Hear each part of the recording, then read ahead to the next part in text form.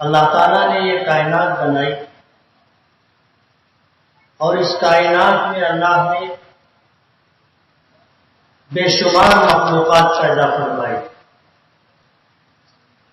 ان مخلوقات میں اللہ پاک نے ہم انسانوں کو اشرف المخلوقات بنایا۔ جب اللہ تعالیٰ نے ہمیں اشرف المخلوقات بنایا تو اللہ نے ہمیں عقل کی نعمت عطا کی۔ عقل کی یہ نعمت اللہ پاک نے اور کسی مخلوق کو نہیں دی۔ یہی وجہ ہے کہ ہمیں اللہ پاک نے اسباب کا مکلف بنایا۔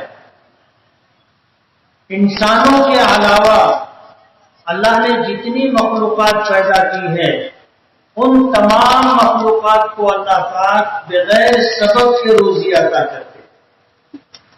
ایک انسان ہے کہ اسے روزی حاصل کرنے کے لیے کارخانہ لگانا پڑتا ہے، سائزنگ بنانی پڑتی ہے، دکان شروع کرنی پڑتی ہے، صبح سویرے گھر سے نکل کر کے مارکیٹ جا کر ہول سیل میں سامان خرید کر دن بھر پھیری کر کے سامان کو بیچنا پڑتا ہے، کہیں نوکری اور ملازمت کرنی پڑتی ہے، محنت مزدوری کرنی پڑتی ہے، تب جا کر کے اسے روزی ملتی۔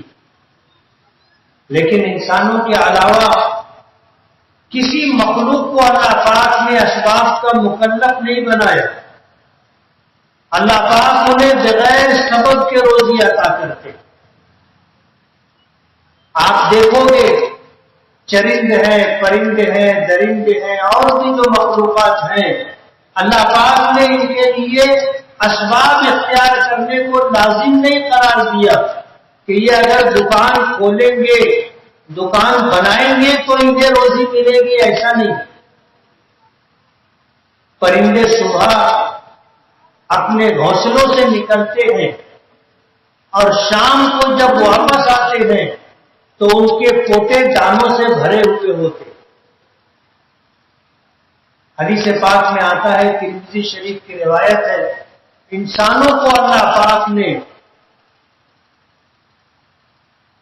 مخاطب کرتے ہوئے یہ فرمایا تھا کہ لو کنتم تتوکلون علی اللہ حق توکلی لرزقتم کما ترزق الطیور تغدو خماصا وتروح بطانا، کہ اگر تم اللہ پاک پر اس طرح کا بھروسہ کرنے لگو جس طرح کا بھروسہ اور توکل پرندے کرتے ہیں، صبح اپنے گھونسلوں سے نکلتے ہیں تو خالی پیٹ ہوتے ہیں اور شام کو جب واپس آتے ہیں تو ان کے پوٹے دانوں سے بھرے ہوئے۔ اللہ تمہیں بھی پرندوں کی طرح روزی دے گا۔ ایک بات مجھے کہنی ہے کہ ہم لوگ اللہ کی ذات پر یقین تو رکھتے ہیں، ایمان تو رکھتے ہیں، لیکن اللہ کی ذات پر جیسا بھروسہ کرنا چاہیے ہم اللہ کی ذات پر ویسا بھروسہ نہیں کرتے۔ ایک مثال کسی نے دی تھی، میں اسے دہراؤں گا کہ دو بلند بالا بلڈنگوں کے درمیان رسی باندھی گئی اور ایک آدمی اس رسی پر اپنے کاندھے پر اپنے بیٹے کو بٹھا کر کے چل کر کے اس نے رسی پر چلتے ہوئے وہ فاصلہ طے کیا اور دوسری بلڈنگ تک پہنچا۔ دوسری بلڈنگ پر پہنچ جانے کے بعد نیچے جو لوگ دم بخود کھڑے تھے، جو اس بات کا اندیشہ دل میں لیے ہوئے تھے کہ ذرا سا بھی اس کا توازن بگڑے گا، بیلنس سے بگڑے گا تو یہ اپنے بیٹے سمیت زمین پر ہوگا، پتہ نہیں بچتا بھی ہے کہ نہیں بچتا۔ لوگ دم بخود سانس روک کر کے اسے دیکھ رہے تھے کہ اتنی بلندی پر بغیر سہارے کے رسی پر چل کر کے اس نے دو بلڈنگوں کے درمیان فاصلہ طے کیا۔ جب وہ دوسری بلڈنگ پر پہنچ گیا تب لوگوں نے ٹھنڈی سانس لی تو اس شخص نے لوگوں کو مخاطب کرتے ہوئے کہا تھا، کیا تمہیں اس بات کا یقین ہے کہ میں اس رسی پر دوبارہ چل کر کے دوسری بلڈنگ تک پہنچ سکتا ہوں؟ تو لوگوں نے کہا کہ ہاں ہمیں پورا یقین، بلکہ ہم اس پر شرط بھی لگا سکتے کہ آپ اس رسی پر چل کر کے دو بلڈنگوں کے درمیان کا فاصلہ طے کر لیں گے۔ تو اس شخص نے کہا کہ میں اپنے بیٹے کو کاندھے پر بٹھا کر کے یہ فاصلہ طے کیا تھا، کیا تم میں سے کوئی شخص ایسا ہے جو میرے بیٹے کی جگہ میرے کاندھے پر بیٹھے اور میں اس رسی پر چل کر کے اس فاصلے کو طے کروں؟ پورے مجمع میں کسی شخص نے بھی حامی نہیں بھری۔ لکھنے والے نے لکھا ہے کہ لوگوں کو اس بات کا یقین تو تھا کہ یہ رسی پر چل کر کے یہ دو بلڈنگوں کے درمیان کا فاصلہ طے کر لے گا، بھروسہ نہیں تھا۔ یقین تھا، بھروسہ نہیں تھا۔ اگر بھروسہ ہوتا تو کوئی نہ کوئی تو ایسا ہوتا جو اس کے کاندھے پر بیٹھنے کے لیے تیار ہو جاتا۔ آج ہم لوگوں کا بھی یہی حال ہے کہ ہمیں یقین تو ہے لیکن اللہ کی ذات پر بھروسہ نہیں۔ اسی لیے آتا ہے کہ وَمَن يَتَوَكَّلْ عَلَى اللَّهِ فَهُوَ حَسْبُهُ، جو شخص اللہ پر بھروسہ رکھے گا اللہ تعالیٰ اس کے تمام کاموں میں اس کے لیے کافی ہوگا۔ سرکار دو عالم صلی اللہ علیہ وسلم کی سیرت مبارکہ کا یہ وہ گوشہ ہے، آپ کی تعلیمات کا وہ حصہ ہے جسے سمجھنے کی اور سمجھ کر کے اپنی زندگی میں جگہ دینے کی ضرورت ہے۔ اللہ کے نبی صلی اللہ علیہ وسلم اس دنیا میں تشریف لائے، اس وقت جو حالات تھے ان حالات کے پیش نظر دنیا نے اس زمانے کو زمانے جاہلیت سے تعبیر کیا کہ لوگ ایسے تھے جو خدا فروشی کی زندگی گزار رہے تھے۔ لکھنے والوں نے لکھا ہے کہ دو باتیں ہیں، ایک ہے حقوق اللہ اور ایک ہے حقوق العباد۔ حقوق اللہ کا مطلب یہ ہے کہ اللہ تعالیٰ کے حق کو پیش نظر رکھ کر اس کو ادا کیا جائے، اور ایک ہے حقوق العباد کہ بندوں کے حق کو سامنے رکھ کر کے بندوں کے حق کو ادا کرنے کی کوشش کی جائے، اور یہ دونوں چیزیں ضروری ہیں۔ علماء نے لکھا ہے کہ فرائض میں تو حقوق اللہ کو غلبہ حاصل ہے، فرائض میں حقوق اللہ کو پیش نظر رکھا جائے گا اور اللہ کے حقوق ادا کیے جائیں گے۔ کہتے ہیں حضور نے فرمایا لا طاعۃ لمخلوق فی معصیۃ الخالق، کہ اللہ کی نافرمانی میں کسی بندے کی اطاعت نہیں کی جائے گی۔ فرائض میں اللہ کے حق کو مقدم رکھا جائے گا، اور اگر بندوں کے حق کی بات فرائض سے ہٹ کر کے اگر آداب ہو، مستحبات ہو، سنتیں ہو اور واجبات ہو، تو علماء نے لکھا ہے کہ بندوں کا حق مقدم ہے۔ وجہ اس کی یہ ہے کہ اگر ہم سے اللہ کے حق میں کوتاہی ہوئی، اللہ کے حق میں کوتاہی ہوئی، ہم سچے دل سے معافی مانگ لیں گے، اللہ ہمیں معاف کر دے۔ لیکن اگر بندوں کے حق میں ہم سے کوتاہی ہوئی ہے تو پھر قیامت کے دن میدان محشر میں جب اللہ کی بارگاہ میں پیشی ہوگی تو اللہ تعالیٰ اس وقت تک معاف نہیں فرمائیں گے جب تک کہ بندہ نہ معاف کر دے۔ بندہ معاف کرے گا تو اللہ تعالیٰ معاف کریں گے، اور اگر بندے نے اپنا حق معاف نہیں کیا تو اللہ پاک بھی معاف نہیں کریں گے۔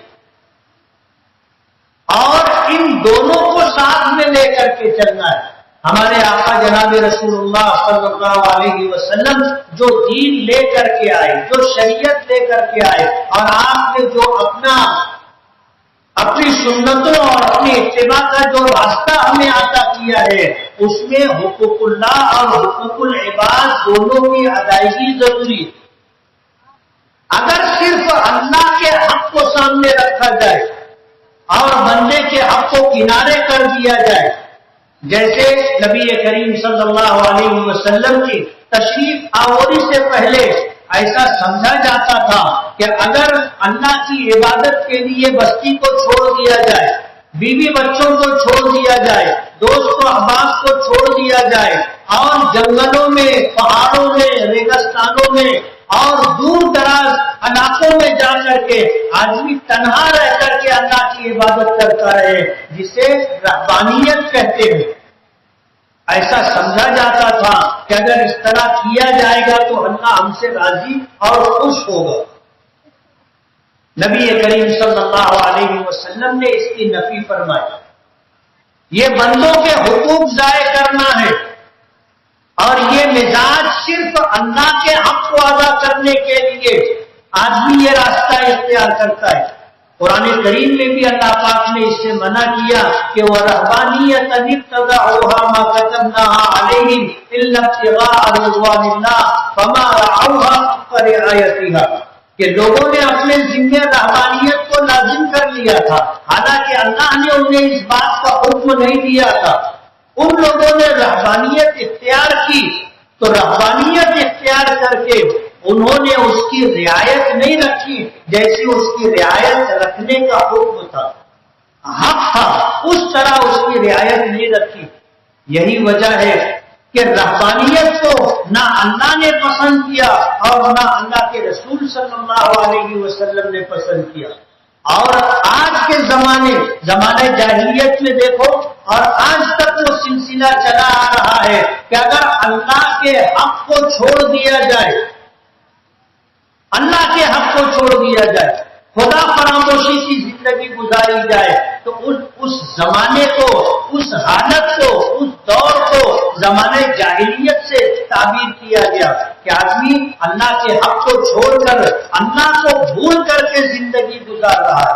زمانے جاہلیت جب خدا فراموشی ہو گئی تو پھر وہی حالات ہوں گے جو حضور پاک صلی اللہ علیہ وسلم کے زمانے میں تھے کہ معمولی باتوں پر جنگ چھڑ جاتی تھی، اور پھر یہ جنگ صدیوں چلا کرتی تھی۔ لڑتے تھے، جب لڑنے کی ہمت اور طاقت نہیں ہوتی تھی جنگ رک جاتی تھی، اور پھر آگے لڑنے کے لیے، جنگ کرنے کے لیے تیاری کی جاتی تھی، اور جب لڑنے کی پوزیشن میں آ جاتے تھے تو پھر جنگ ہوتی تھی، اور اس طرح صدیوں یہ سلسلہ چلتا رہتا تھا۔ زمانے جاہلیت کی تاریخ اٹھا کر کے دیکھو، بعض جنگیں ایسی ہیں جو 100 سال سے زیادہ تک چلی، اور جب خدا فراموشی کی زندگی ہوتی ہے تو جنگل راج ہوتا ہے، جس کی لاٹھی اس کی بھینس۔ زمانے جاہلیت میں یہی تھا کہ کمزوروں کا اور بے سہارا بے کسوں کا کوئی مددگار نہیں ہوتا تھا، ہر آدمی ان کے ساتھ ظلم و ستم کیا کرتا تھا، اور کمزوروں کا مال چھین لیا جاتا تھا، کمزوروں کا حق چھین لیا جاتا تھا۔ نبی کریم صلی اللہ علیہ وسلم کے زمانے میں یہ حالات تھے، لوگ اپنے بچوں کو، اپنی بیٹیوں کو زندہ درگور کر دیا کرتے تھے۔ حدیث پاک میں آتا ہے کہ ایک شخص آئے جنہوں نے آ کر نبی کریم صلی اللہ علیہ وسلم کی خدمت میں یہ بات عرض کی کہ زمانے جاہلیت میں، ماضی میں مجھ سے ایک ایسا گناہ ہوا ہے، ایک ایسا فعل سرزد ہوا ہے کہ اس کی یاد مجھے سونے نہیں دیتی، چین لینے نہیں دیتی۔ اگر میں اسلام قبول کر لوں تو کیا میرا وہ گناہ معاف ہو جائے گا؟ نبی کریم صلی اللہ علیہ وسلم نے فرمایا کہ ہاں، کہ جو شخص اسلام قبول کر لے تو اس کے پچھلے سارے گناہ جو اس نے زمانے کفر اور شرک میں کیے ہو سب معاف ہو جاتے۔ اسلام میں اللہ نے یہ تاثیر رکھی۔ اس شخص نے کہا کہ میرا ایک ایسا گناہ ہے، میرا ایک ایسا گناہ ہے کہ مجھے نہیں لگتا کہ وہ گناہ معاف ہوگا۔ اللہ کے نبی صلی اللہ علیہ وسلم نے پوچھا کہ وہ گناہ کیا ہے؟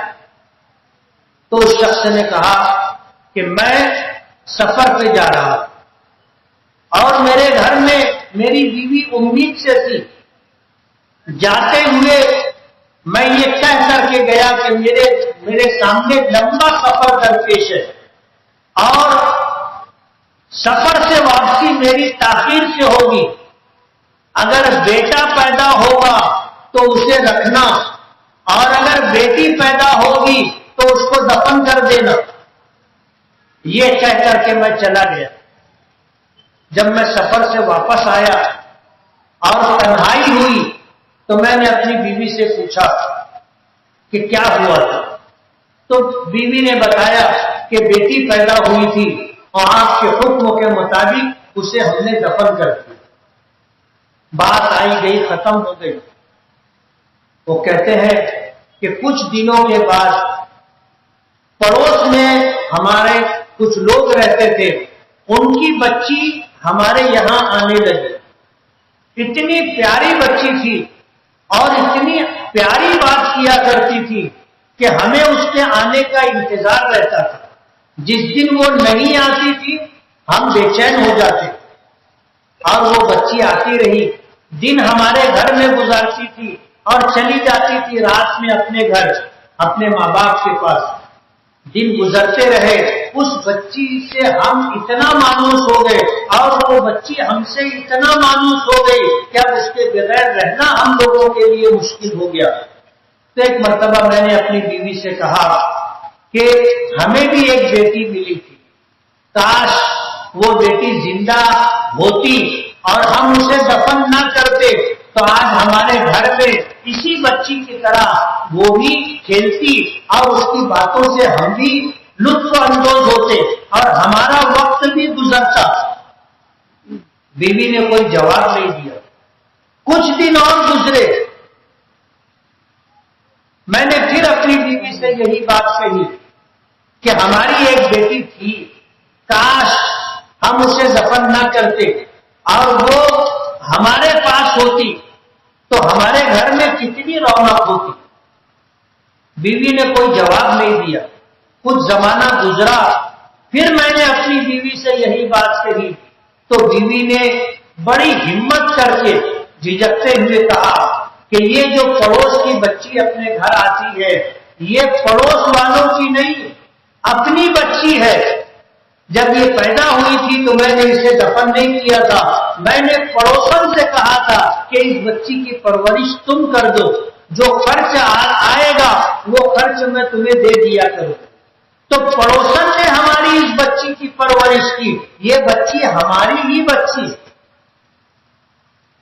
وہ کہنے لگے کہ میں نے یہ سنا کہ یہ میری بیٹی ہے، تو وہی زمانے جاہلیت والی بات کہ بیٹی ذلت اور عار ہوتی ہے، بیٹی کا وجود ماں باپ کے لیے شرمندگی کا باعث ہوتا ہے۔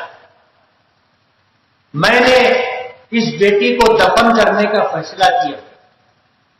ایک وقت آیا کہ میں کدال لے کر کے، ہاوڑا لے کر کے اور اس بچی کو لے کر کے میں جنگل میں گیا اور جا کر کے میں گڑھا کھودنے لگا، اور جب گڑھا کھود رہا تھا اور میں پسینہ پسینہ ہو جاتا تو وہ اپنے آنچل سے، اپنے دوپٹے سے میرا پسینہ پوچھتی اور پوچھتی کہ چچا تم گڑھا کیوں کھود رہے؟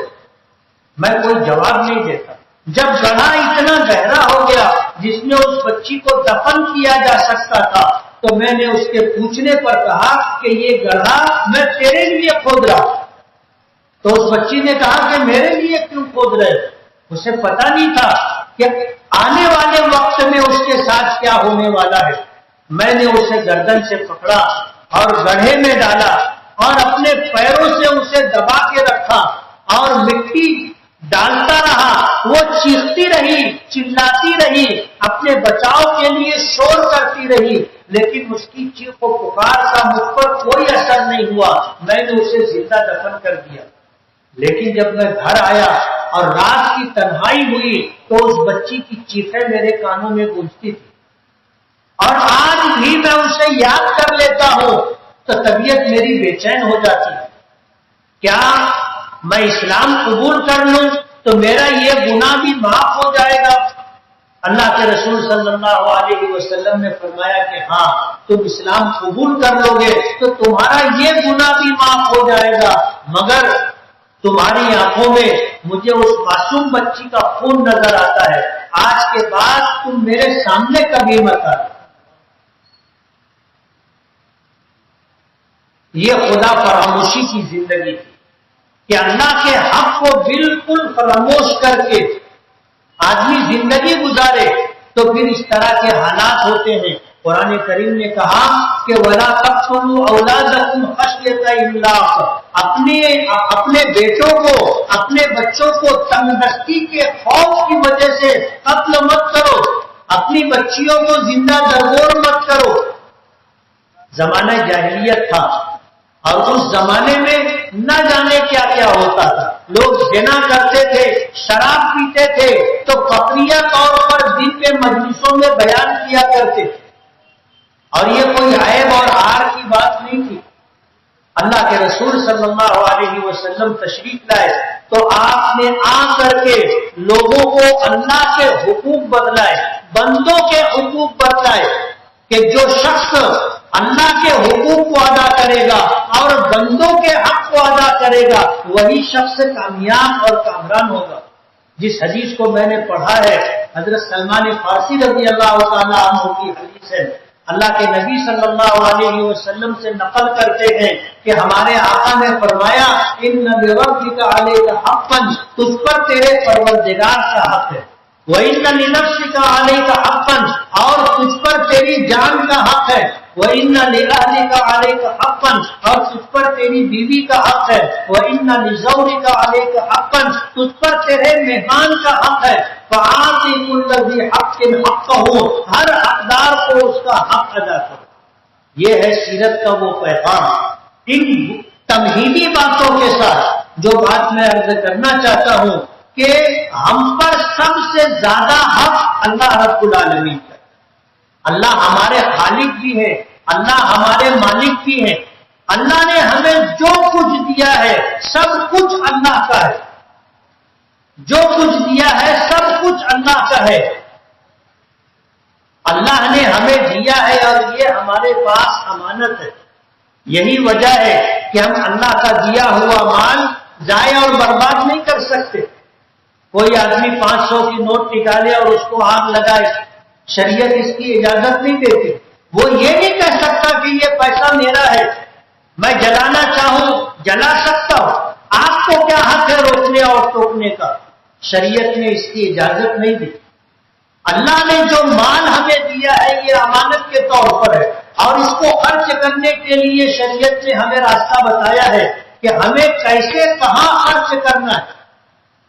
ہماری جان کا بھی ہم پر حق ہے، پروردگار کا حق ہے۔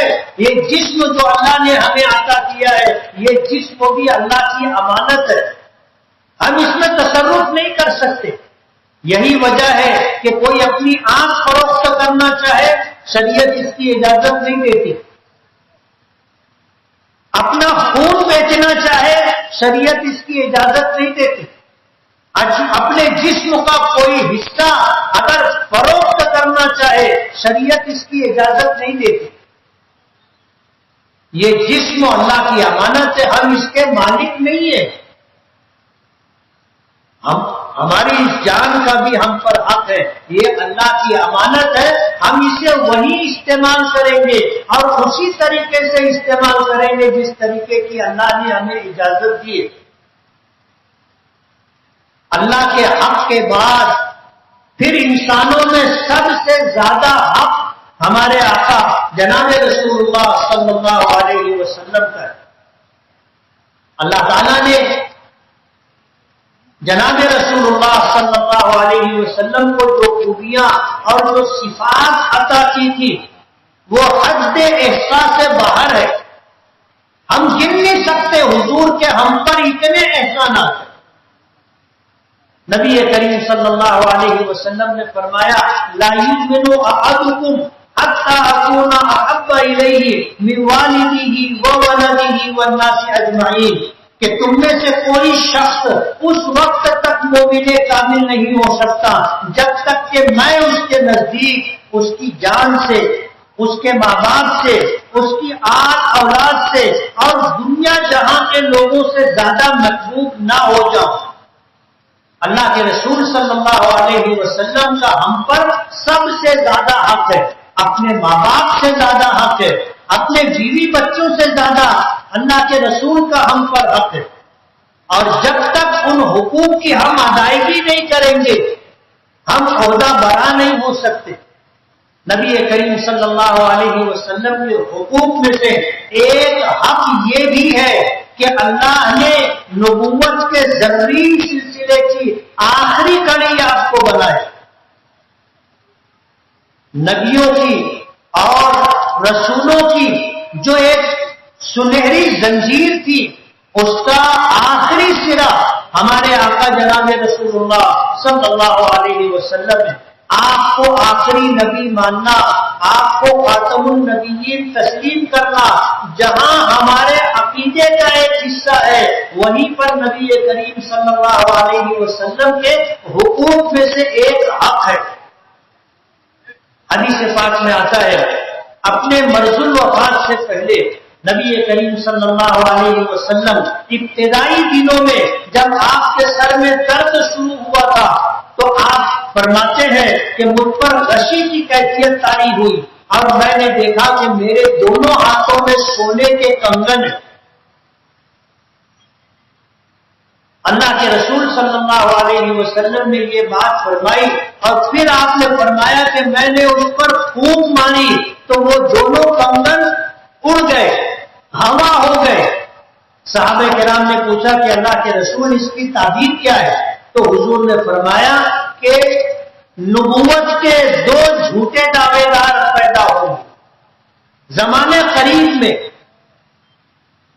تاریخ میں آتا ہے کہ اللہ کے رسول صلی اللہ علیہ وسلم مرض الوفات میں تھے کہ یمن کے اندر جو ہے اسود عنسی نے جو ہے نبوت کا دعویٰ کیا.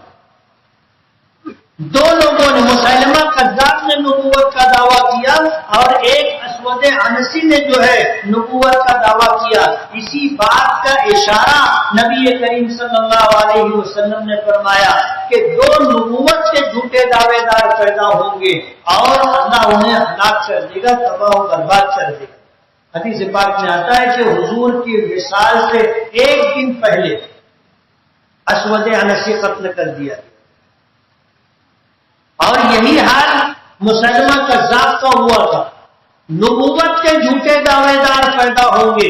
حدیث پاک میں آتا ہے حضور نے فرمایا تقریباً 30 نبوت کے جھوٹے دعوے دار پیدا ہوں گے اور حضور نے فرمایا انا خاتم النبیین لا نبی بعدی کہ میں خاتم النبیین ہوں، میرے بعد کوئی نبی نہیں آئے گا.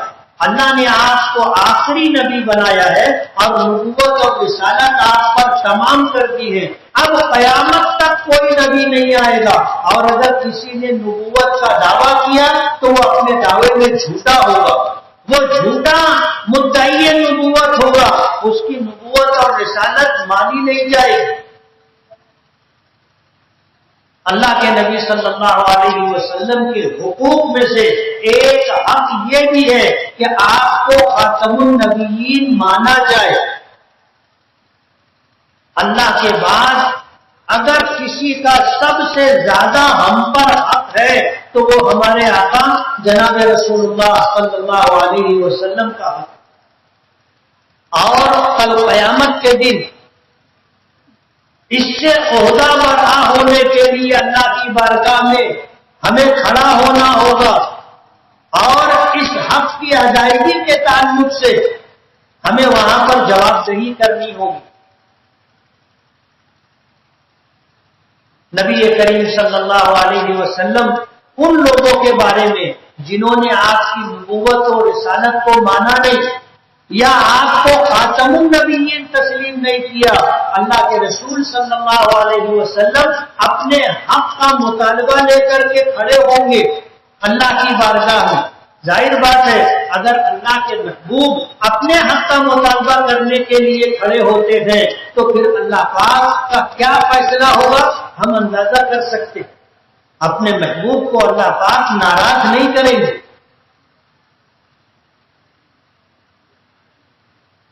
آج جس طرح زمانہ گزرتا جا رہا ہے نبوت کے دعوے دار کہیں نہ کہیں ادھر ادھر سر ابھار رہے. اور ایک تاریخ ہے اور حضور کی پیشن گوئی بھی ہے کہ نبوت کے تقریباً 30 جھوٹے دعوے دار قیامت تک آئیں گے۔ علماء نے لکھا ہے کہ یہ وہ دعوے دار ہوں گے نبوت کے، جھوٹی نبوت کے دعوے دار، جن کو کچھ ماننے والے لوگ ہوں گے، جس کی بات کو قبول کرنے والے کچھ لوگ ہوں گے، یعنی بڑے بڑے مدعی نبوت، جھوٹے مدعی نبوت جو ہوں گے ان کی تعداد 30 ہوگی۔ اس سے زیادہ اور بھی لوگ ہوں گے جن کی نبوت کو کوئی مانے گا نہیں، جس کی بات کو کوئی قبول کرے گا نہیں۔ رسول اللہ صلی اللہ علیہ وسلم کو اللہ پاک نے جو خوبیاں عطا کی تھی، جو صفات، جو کمالات عطا کیے تھے، اور آپ نے اپنی امت کے لیے جو کچھ کیا ہے، اگر ان تمام کو پیش نظر رکھا جائے تو اللہ کے رسول صلی اللہ علیہ وسلم کے ان حقوق کی ادائیگی ہمارے لیے مشکل ہے۔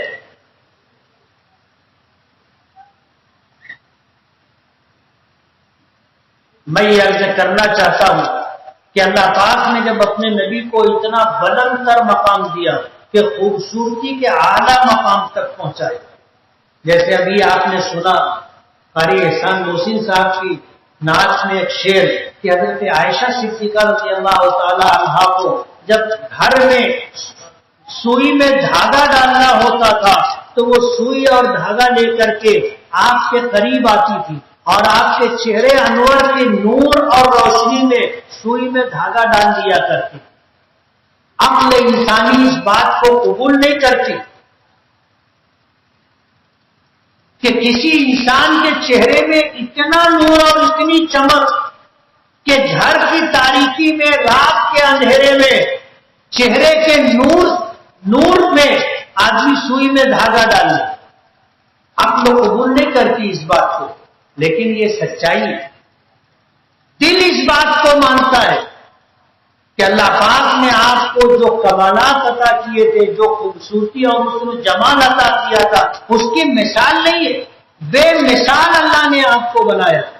کسی نے کہا ہے نا کہ وہ احسن منک لم تر قط عینی واجمل منک لم تلد النساء خلقت مبرأ من كل عیب کانما قد خلقت کما تشاء، کہ آپ سے زیادہ خوبصورت کسی انسان کی آنکھوں نے نہیں دیکھا۔ وہ احسن منک لم تر قط عینی، کسی آنکھ نے آپ سے زیادہ خوبصورت انسان نہیں دیکھا۔ وہ اجمل منک لم تلد النساء، دنیا بھر کی عورتوں میں سے کسی عورت نے آپ جیسا بچہ نہیں جنا۔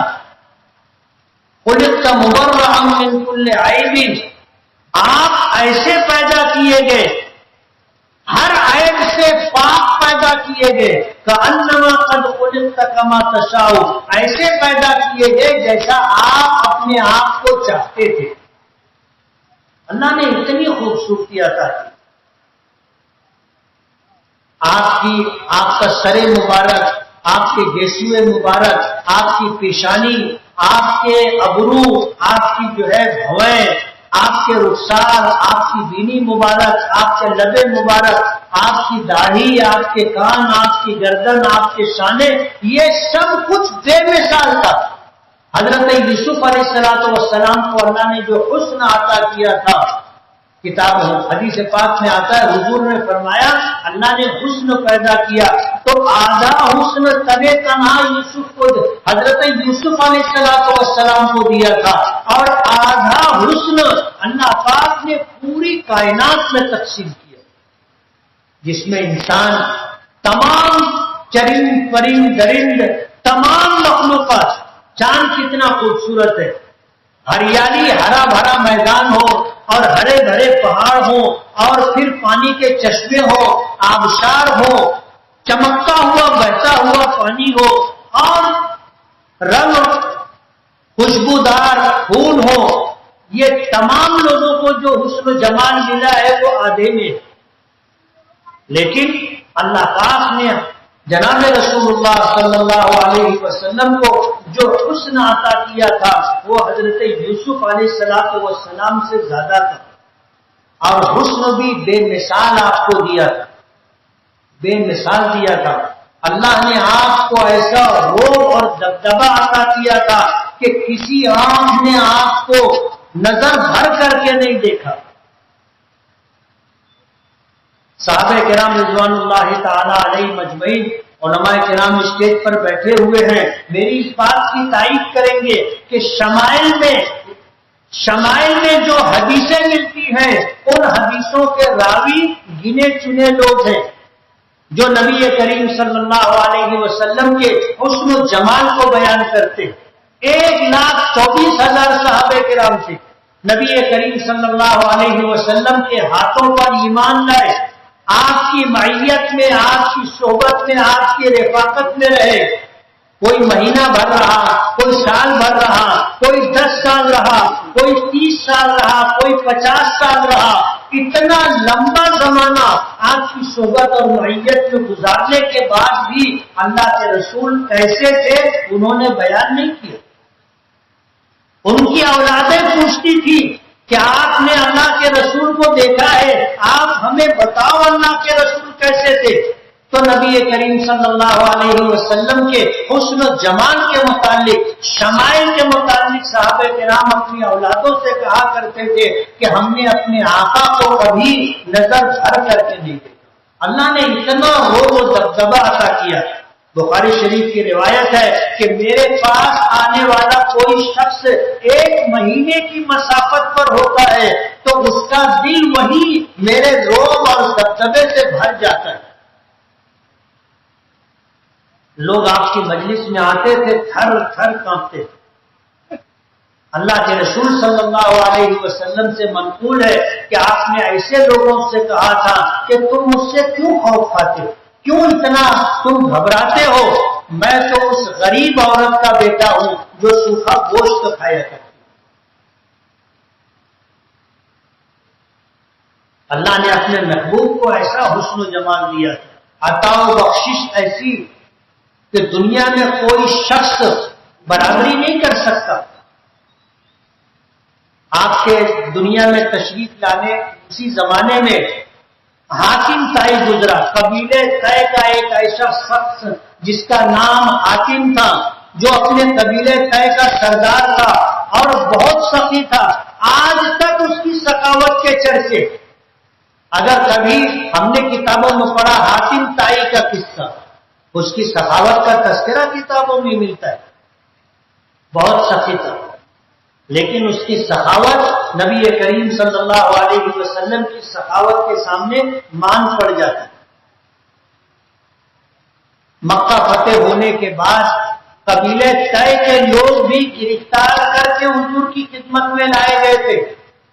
جب یہ گرفتار شدہ لوگ حضور کے سامنے لائے گئے، اللہ کے رسول صلی اللہ علیہ وسلم نے دیکھا کہ کچھ لوگ مرد عورتیں کھڑے ہوئے ہیں. تو حضور نے پوچھا کہ یہ کون لوگ؟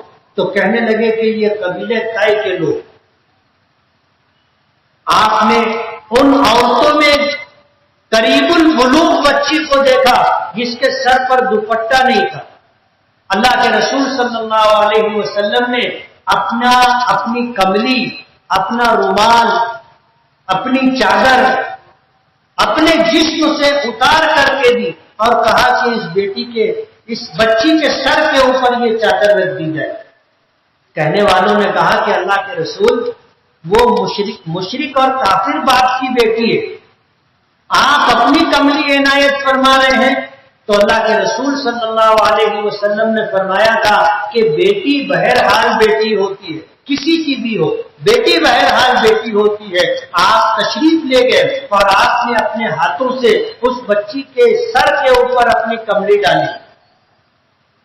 اس بچی سے پوچھا تیرا نام کیا ہے؟ اس نے اپنا نام بتایا. پوچھا تیرے باپ کا کیا نام ہے؟ کہا کہ میرے باپ کا نام حاتم ہے اور میں اپنے قبیلے کی سردار کی بیٹی ہوں. حضور نے پوچھا کہ قبیلے طے میں جو حاتم طائی تھا جس کی سخاوت کے چرچے ہیں وہ تیرا باپ تھا؟ تو اس بچی نے کہا کہ ہاں وہ میرا باپ تھا. حضور پاک صلی اللہ علیہ وسلم نے فرمایا تجھ کو تیرے باپ کی سخاوت کی وجہ سے آزاد کرتا ہوں. تو اس بچی نے کہا تھا کہ میں اکیلے آزادی قبول نہیں کروں گی،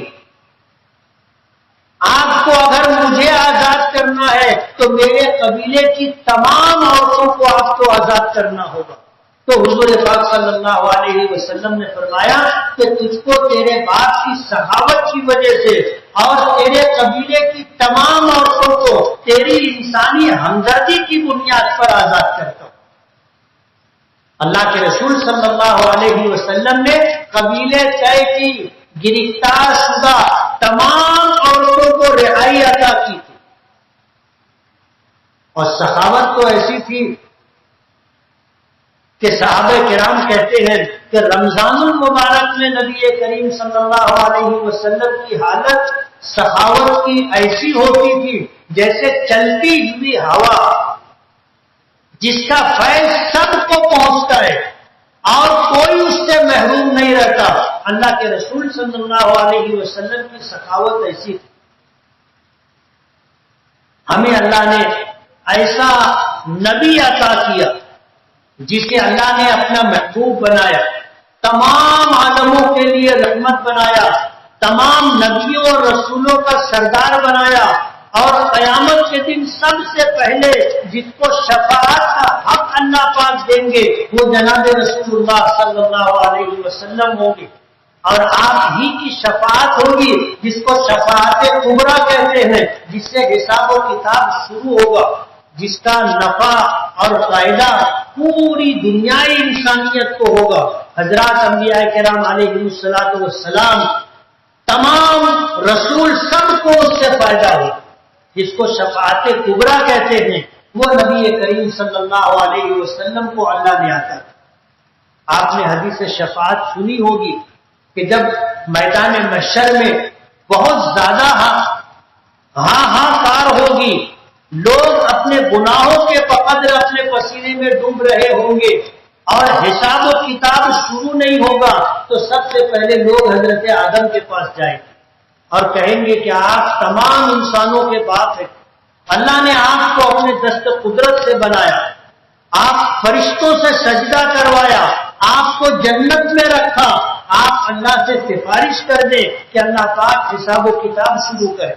حضرت آدم علیہ نبینا علیہ الصلوۃ والسلام معذرت کر لیں گے کہ میں شفاعت نہیں کر سکتا، سفارش نہیں کر سکتا، میری ہمت نہیں ہے کہ میں اللہ کا سامنا کروں۔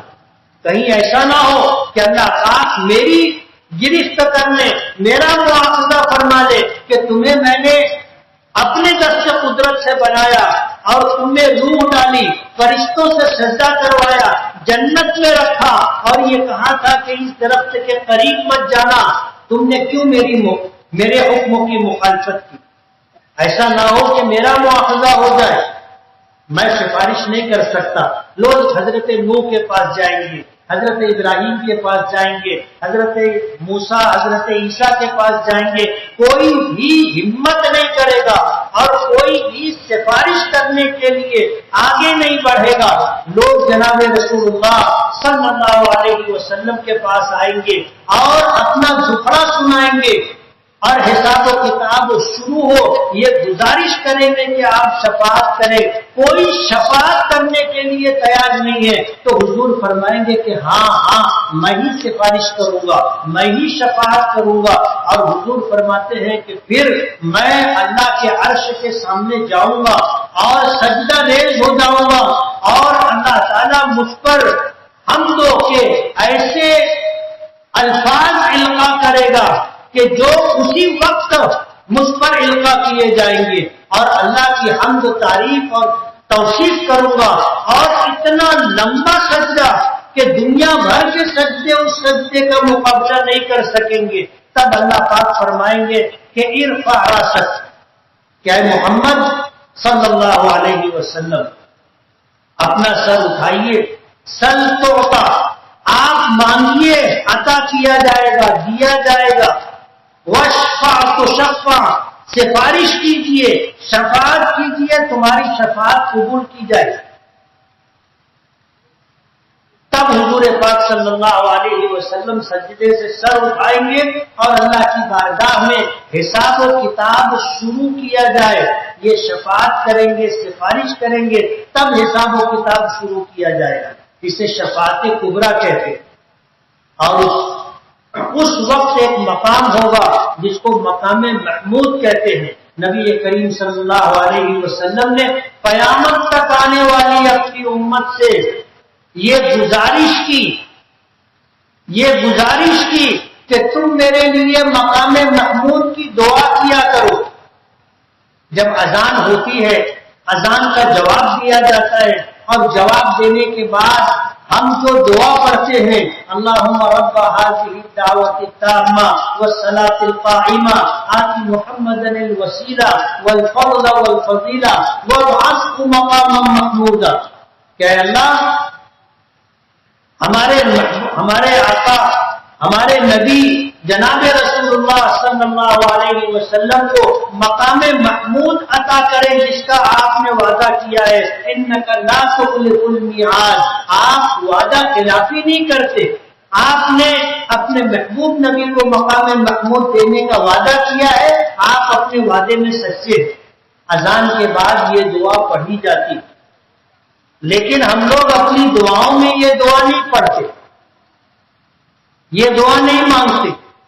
اپنی دعاؤں میں یہ دعا بھی مانگنا چاہیے.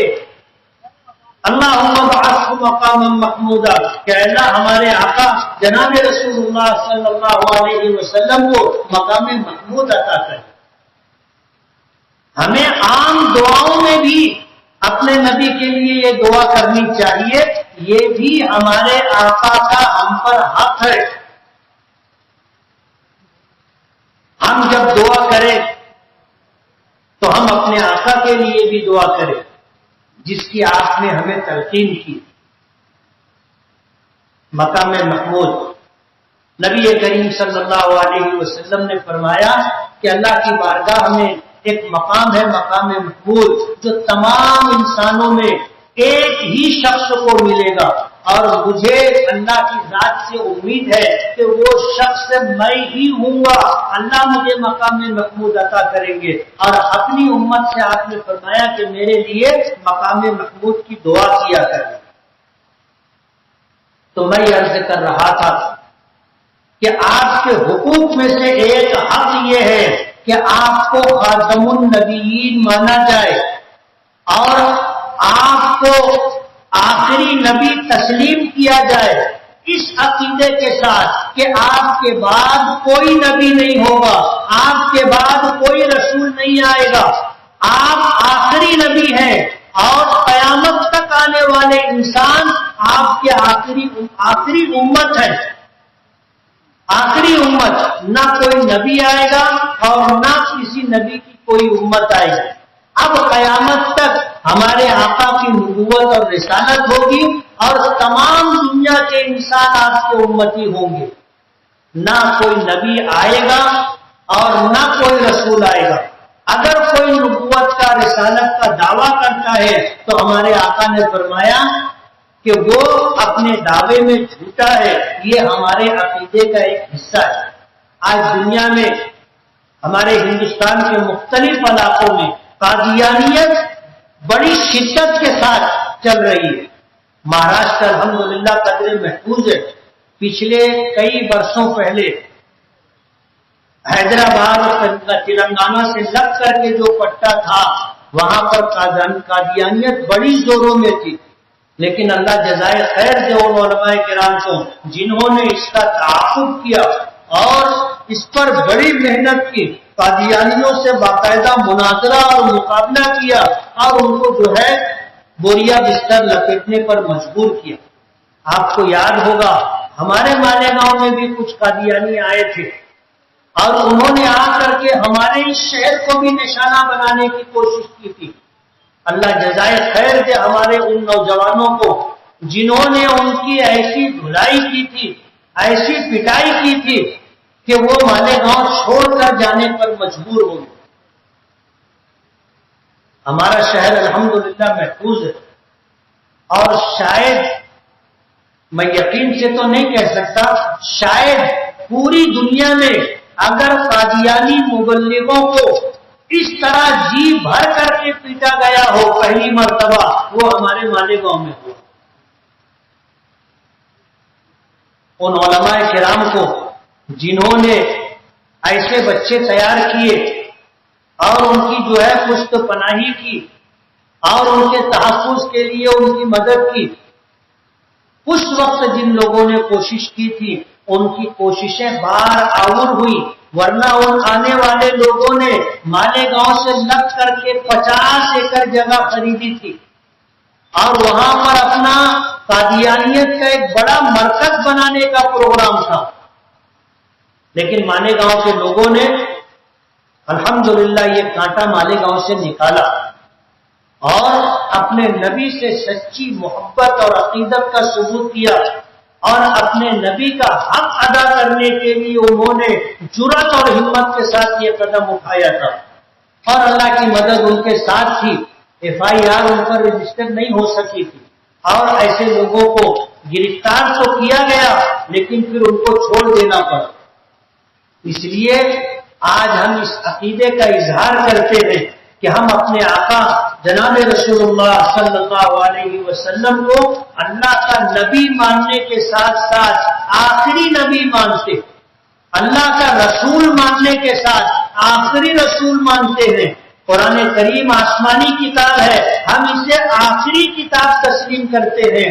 دین اسلام اس دنیا میں اللہ کا بھیجا ہوا مکمل دین ہے، اسے ہم آخری دین مانتے ہیں، اور ہم یہ چاہیں گے، ہماری اللہ سے دعا ہے کہ اسی عقیدے پر اللہ ہمیں زندہ بھی رکھے اور اسی عقیدے پر اللہ پاک ہمیں موت بھی عطا کرے۔ وآخر دعوانا الحمدللہ رب العالمین۔